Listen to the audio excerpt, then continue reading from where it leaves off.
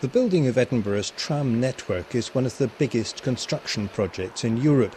But what makes this one different from most of the others is that it's going through all the major streets, right up close to the public. The public interface is one of the crucial aspects of the work we have here.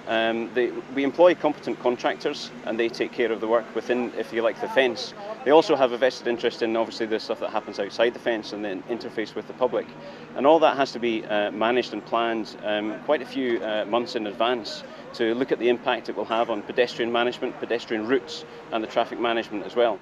They've had to make sure there are safe routes across all the main roads where the work is taking place, such as here in Princes Street. The safe routes in and around Princes Street are crucial across to the gardens, for example, where we've had to make some sacrifices in the areas and the traffic routes across to the gardens because we had to have the level of the length for the construction site, if you like, and safeguard the pedestrians at the same time.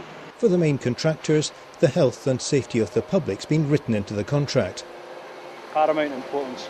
Safety is number one objective for Bilfinger Berger as a whole and all our subcontractors and package contractors. It's the most efficient way of delivering the project, and it's important that we have a segregation there to make sure that the pedestrians, members of the public, are kept away from our work site, and it also means that we know exactly effectively what we are delivering within this area here. Also in terms of traffic management, it's very important that those are defined to keep the traffic running smoothly, to protect our workforce as we deliver the project. Whenever a construction vehicle moves from one site to the next, all traffic is controlled.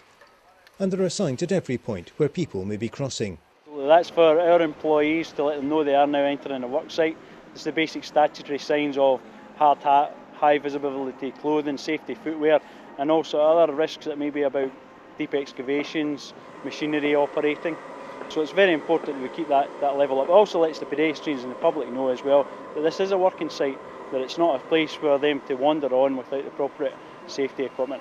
So how effective has the policy been? Looking at the pedestrian incidents we've had, and we've been able to focus on the sort of slips and trips and know where they were likely to happen. And we've got quite good at predicting areas before they actually happen and acting on that within the traffic and pedestrian management to minimise the risk to pedestrians. We've had no radar accidents, reportable accidents to HSE.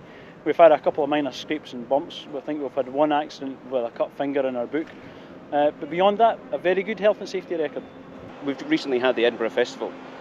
We had an actual decrease in the number of pedestrian incidents through the festival, despite the big influx of members of the public and visitors to the city. And we think that was a very good achievement, and that's because we've been a lot more effective at looking at where these interfaces, if you like, with the public have happened.